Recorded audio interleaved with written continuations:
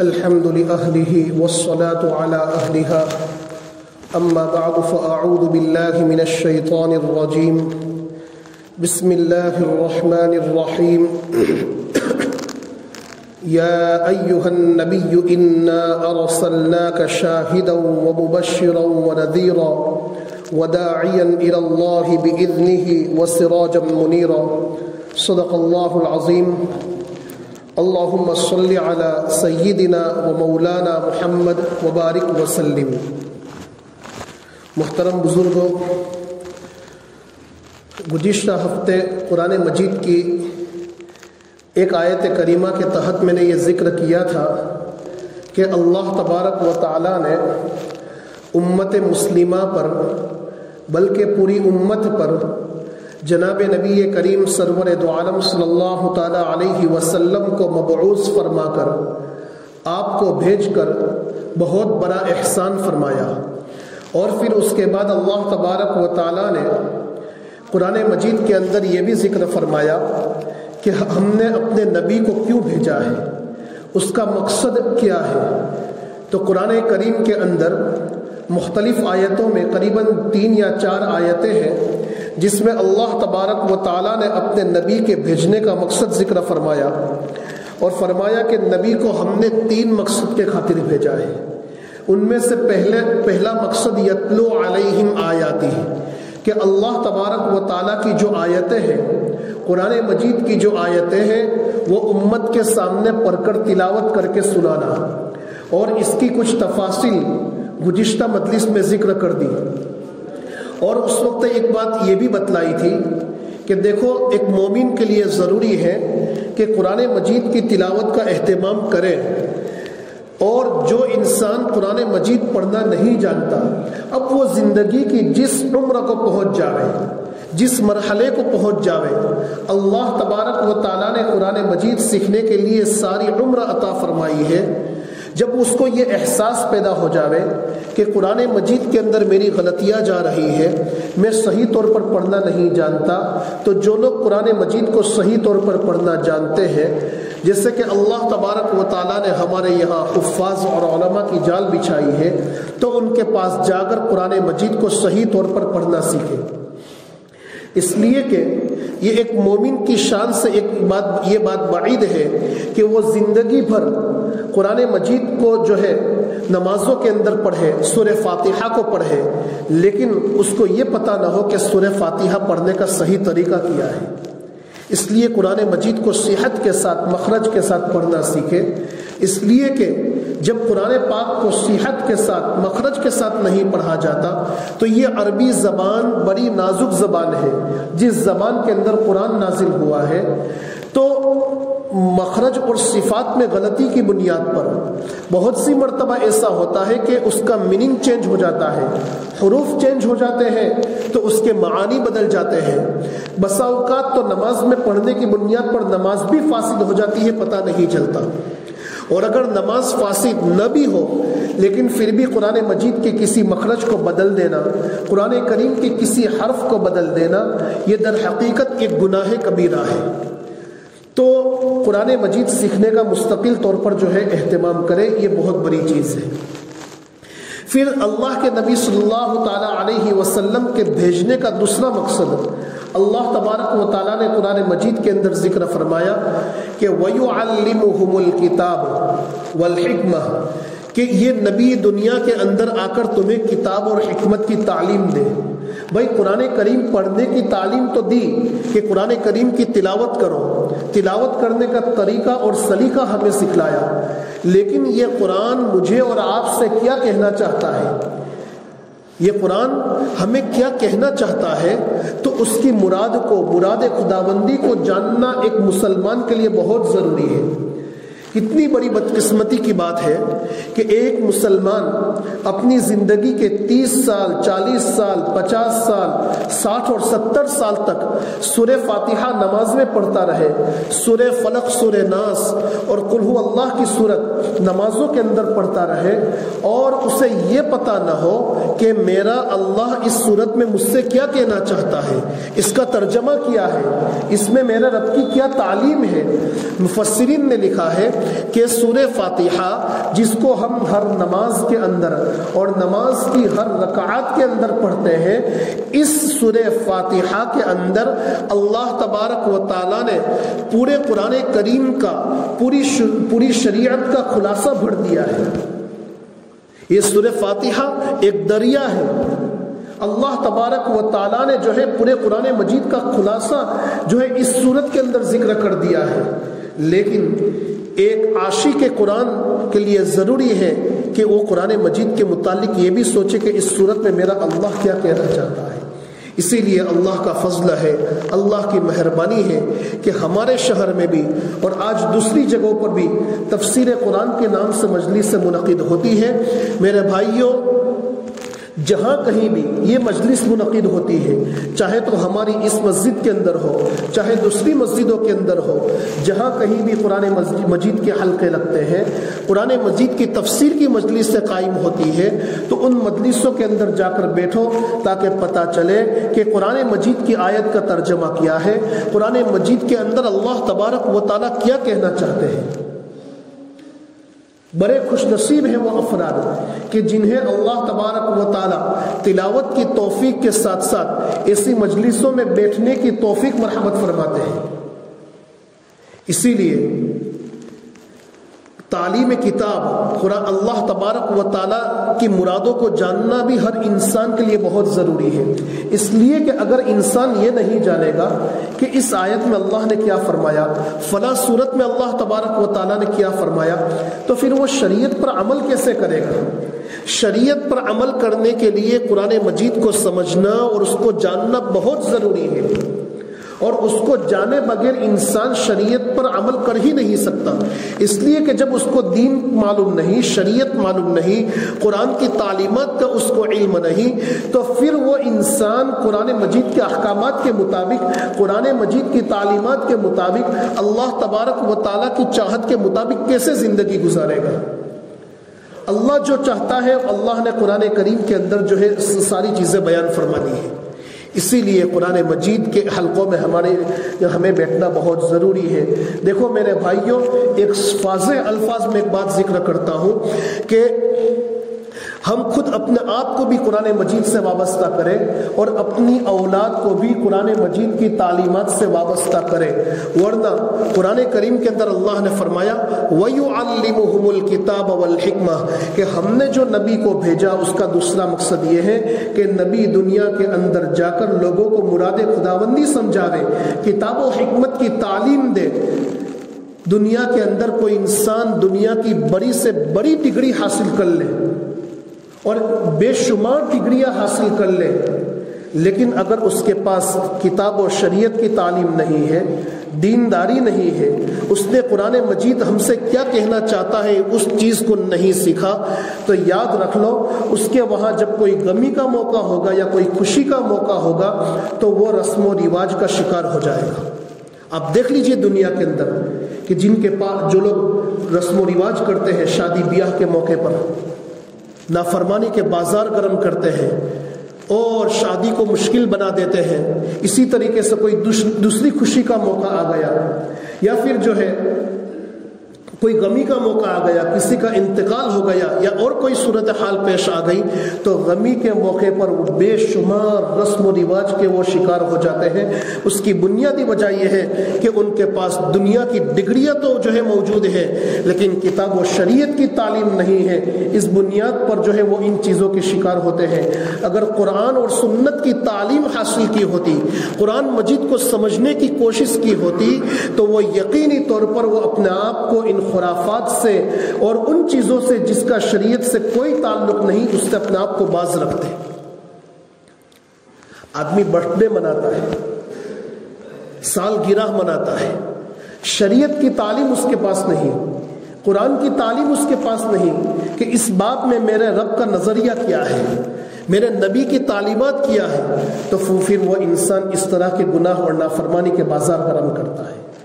اسی لیے اگر ہم یہ چاہتے ہیں کہ ہماری زندگی کے اندر بھی قرآن و شریعت کی تعلیمات آوے اور ہماری اولاد بھی اسی راہ پر چلے، تو ہمیں اپنے آپ کو بھی اور اپنی اولاد کو بھی جو ہے کتاب و شریعت سے واقف کرانے کی بہت ضرورت ہے۔ اور کتنی ضرورت ہے، اور اس کے لیے کتنا اہتمام کرنے کی ضرورت ہے، اتنا اہتمام کرنے کی ضرورت ہے، اتنا اہتمام کرنے کی ضرورت ہے جتنا اہتمام ہم اپنے بچوں کو اسکول بھیجنے کے لیے کرتے ہیں. کہ ایک بچے کے اسکول کا وقت صبح 7 بجے کا ہے تو بچے کو ہم 5:30 بجے 6 بجے جگا دیتے ہیں، پھر اس کو تیار کرتے ہیں، نہلاتے ہیں، اور پھر تیار کر کے 7 بجے سے پہلے ہم اس کی بس اور گاڑی کے انتظار میں کھڑے رہتے ہیں. کیوں؟ یہ دنیاوی تعلیم کے خاطر. دیکھو ایک بات یاد رکھنا، اس کا مطلب یہ مت سمجھنا کہ علماء کرام دنیاوی تعلیم کے مخالف ہیں. نہیں، علماء کرام دنیاوی تعلیم کے قطعاً مخالف نہیں، بلکہ آج دنیا کے اندر عمدہ ترین اسکولیں جنہوں نے قائم کی ہے وہ علماء کرام نے قائم کی ہے. مولانا غلام صاحب وستانوی کو دیکھ لیجئے، مفتی محمد صاحب سارودی کو دیکھ لیجئے، شیخ حنیف صاحب کو دیکھ لیجئے، حضرت مولانا اسماعیل صاحب اور مولانا عبداللہ صاحب کاکود روی کی اسکولوں کو دیکھ لیجئے. آپ کو ایسی اسکولیں کہیں نہیں ملے گی جن اسکولوں کا ہینڈلنگ علماء کرام کرتے ہیں. ان اسکولوں کے بچے دینی اعتبار سے بھی ترقی کرتے ہیں اور دنیاوی اعتبار سے بھی ترقی کرتے ہیں، اور ان کا رزلٹ بہت ہیوی ہے. آپ چاہے تو ایک مرتبہ جا کر مشاہدہ کر لیجئے. تو اگر علماء دنیاوی تعلیم کے مخالف ہوتے تو یہ اس طرح کی میڈیکل کالج کیوں کھولتے ہیں، اسکولیں کیوں کھولتے ہیں، کالجز کیوں کھولتے ہیں؟ بلکہ علماء کرام کا پورا سپورٹ ہے، اس لیے کہ آج اپنی اولاد کو دنیاوی اعتبار سے بھی اچھی تعلیم دینے کی ضرورت ہے. اچھے ڈاکٹروں کی ضرورت ہے، اچھے لائر کی ضرورت ہے، اچھے انجینئروں کی ضرورت ہے، اچھے ماہروں کی ضرورت ہے، اچھے ہنرمندوں کی ضرورت ہے. لیکن اس کے ساتھ ساتھ دینداری کو بھی مد نظر رکھیں. ہم اپنی اولاد کو عمدہ قسم کا ڈاکٹر بناویں، لیکن اس کی دینی اعتبار سے بھی فکر کریں.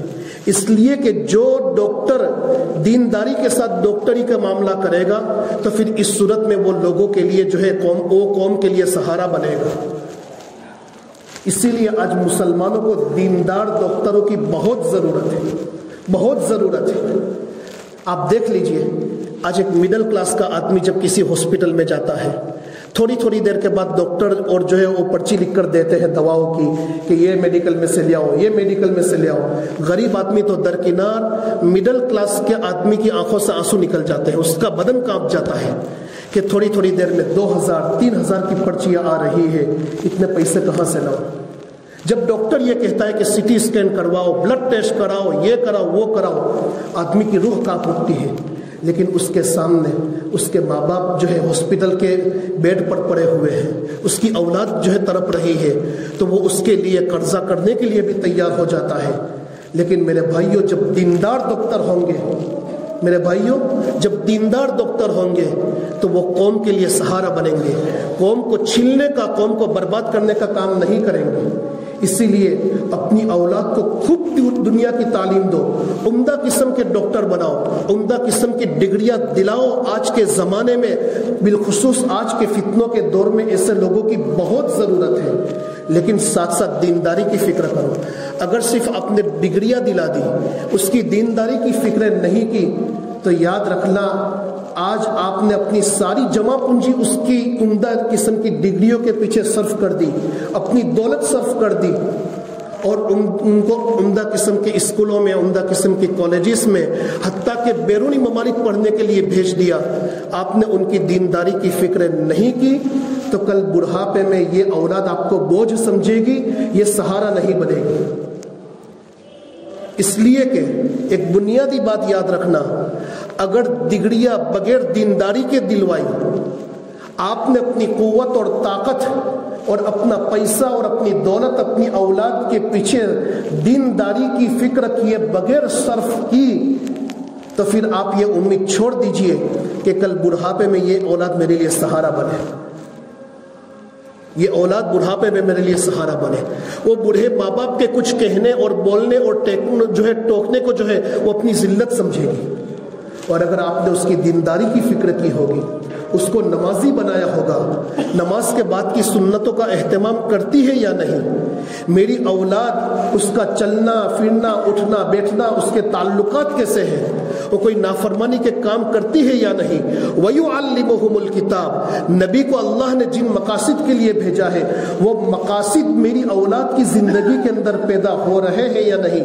اگر آپ نے اس کی فکر کر لی تو کل بڑھاپے کے اندر آپ اپنی زبان سے کوئی بھی لفظ بولو گے تو یہ اولاد اس کو اپنے لیے سعادت مندی سمجھے گی. یہ اولاد آپ کو گھر میں برکت تصور کرے گی. ورنہ آپ نے دیکھے ہوں گے ایسے ماں باپ کہ جو سسک رہے ہیں, پلک رہے ہیں صرف اپنی اولاد کے خاطر کہ میں نے اپنی اولاد کے لیے کیا کچھ نہیں کیا, اور آج میری اولاد کو میرے لیے وقت نکالنے کے لیے, میرا پاخانہ صاف کرنے کے لیے, مجھے اٹھانے کے لیے ایک ذرے کے برابر وقت نہیں. جس اولاد کے پیچھے ماں باپ اپنی زندگی کو رگڑ دیتے ہیں. اسی لیے میرے بھائیوں یہ صورتحال پیش نہ آوے, اسی لیے قرآن کریم کی اس آیت پر غور کیجئے. اللہ تعالیٰ فرماتے ہیں وَيُعَلِّمُهُمُ الْكِتَابَ, کہ نبی کو ہم نے اس لیے بھیجا کہ وہ کتاب و سنت کی تعلیم دے. کتاب و سنت کی, اور کتاب و سنت جب مسلمانوں کی زندگی میں آئے گی تو پھر اس صورت میں انسان کے دل میں ماں باپ کی عظمت آئے گی, انسان کے دل میں, انسان کی زندگی میں جو ہے دینداری آئے گی. ورنہ آج کا دور ایسا دور ہے میرے بھائیوں, ہم مطمئن نہ رہے کہ میری اولاد 5 وقت مسجد میں آتی ہے. مسجد میں آنے کے بعد کون سی صف میں کھڑی ہوتی ہے, تکبیر اولیٰ کے ساتھ اس کی نماز ہوتی ہے یا نہیں, نماز کے بعد فوراً باہر نکلتی ہے یا سنتیں پڑھ کر باہر نکلتی ہے, اور اگر فوراً باہر نکلتی ہے تو گھر میں پہنچنے کے بعد سنتوں کا اہتمام ہوتا ہے یا نہیں, گھر میں اس کی تلاوت کا اہتمام ہوتا ہے یا نہیں. ان ساری چیزوں پر مکمل طور پر توجہ کرنے کی ضرورت ہے, چاہے اس کے لیے ہمیں اپنے کاروبار کو, اپنی جاب کو تھوڑا آگے پیچھے کرنا پڑے. اس لیے کہ یہ چیز ایسی ہے کہ آج ہم نے پیدا کر دی تو یہ آنکھیں جب ہماری ہمیشہ کے لیے بند ہو جائے گی, ہماری سانسیں ہمیشہ کے لیے رک جائے گی, قبر کے اندر یہ چیز ہمیں فائدہ پہنچائے گی. اور اگر ایسا نہیں کیا تو ہماری دنیا سے جانے کے بعد ہماری غلط تربیت کی بنیاد پر اور گناہ اور نافرمانی کے کاموں پر نہ روکنے کی بنیاد پر یہ اولاد ایسے گناہ اور نافرمانی کے بازار گرم کرے گی کہ ہم تو قبر میں ہوں گے اور اس کا وبال قبر میں ہمیں بھگتنا پڑے گا. یہ بہت باریک بات ہے میرے بھائیوں. تو ہم جتنا اہتمام اسکول میں بھیجنے کے لیے کرتے ہیں اتنا اہتمام اس کی دینداری کے لیے کریں. اور میں صاف صاف بات کہہ دوں کہ قرآن کے ساتھ ہمارا ظلم کتنا ظلم ہے کہ ایک بچے کو روزانہ اسکول جب بھیجنا ہوتا ہے کتنا جلدی تیار کر لیتے ہیں. 7 بجے ٹھنڈی کے زمانے میں فجر کی نماز کے بعد کا فوراً وقت ہے تو اس کے لیے 6 بجے سخت جو ہے بچے کو جگا کر تیار کر دیتے ہیں. لیکن 7:30 8 بجے کا مدرسہ ہوتا ہے. آپ یقین جانیے 8:30 بجے کی بھی جو ہے آدھا گھنٹہ گزر جاتا ہے لیکن بچے کو ماں باپ مدرسے میں نہیں بھیجتے. اسکول کے لیے کتنی تیاری, ہفتے میں 1 مرتبہ آدھا گھنٹہ جو ہے 8:30 بجے مدرسہ ہو لیکن وقت پر نہیں بھیجتے. کیوں میرے بھائیوں؟ یاد رکھ لو یہ اپنی اولاد کے ساتھ نہیں, یہ قرآن کے ساتھ ظلم ہے کہ قرآن کی تعلیم کو آپ نے اتنا حقیر سمجھ لیا کہ اس کے لیے بچہ جب بھی جائے گا تب چلے گا, لیکن اسکول کے لیے تو جلدی جانا چاہیے کہ جن کی کتابیں لکھنے والے کوئی مسلمان بھی نہیں. تو ایسے دفاتر کو اچکنے کے واسطے اپنی اولاد, میرے بھائیوں جیسی چیز آپ اپنی اولاد کے اندر ڈالو گے ویسے ہی چیز کل آپ کو ملے گی. بلکہ قرآن کی تعلیم کے لیے ماں باپ کی قدردانی یہ ہونی چاہیے کہ اسکول سے 5 منٹ پہلے مدرسے کے اندر بھیج دیں. یہ قرآن کی تعلیم کی اہمیت ہے. یہ قرآن کی تعلیم کے ساتھ ہم یہ جو ناانصافی کر رہے ہیں میرے بھائیوں, یقینی طور پر اس کا وبال بھگتنا پڑے گا. مدارس کے اندر علماء یہ بتلاتے ہیں کہ اگر کوئی آدمی بغیر عذر کے 1 دن کا سبق استاد کی اجازت کے بغیر چھوڑ دیتا ہے, اللہ 40 دن کی برکت کو ختم کر لیتا ہے. 40 دن کی برکت کو ختم کر لیتا ہے معمولی عذر کی بنیاد پر. بھائی احمد آباد جانا ہے, بروڈا جانا ہے, فلاں جگہ جانا ہے, رشتہ دار کے وہاں جانا ہے, کب جائیں گے؟ اتوار کے دن جائیں گے, اس لیے کہ اتوار کے دن اسکول کی چھٹی ہوتی ہے. जुमा के दिन मदरसे की छुट्टी नहीं होती, या अगर चलो तो इस वजह से मदरसे वालों को इतवार के दिन की छुट्टी करनी पड़ती है, लेकिन अगर इतवार के दिन सुबह में जल्दी मदरसा पढ़ा लिया तो फिर भी उसमें गैर हाजिरी और उसकी कोई इत्तिला भी नहीं। मेरे भाइयों, ये किसी उस्ताद की नाकदरी नहीं है, ये कुरानी तालीमात की नाकदरी है।